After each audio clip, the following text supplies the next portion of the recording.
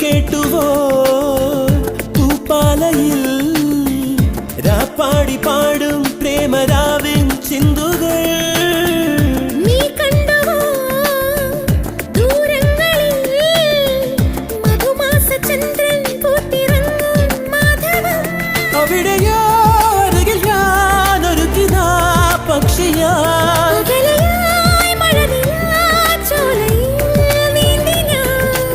വിരഹമെന്ന പദമില്ല കവിതകളിൽ പിരിയുകയിൽ ഒരു നിമിഷം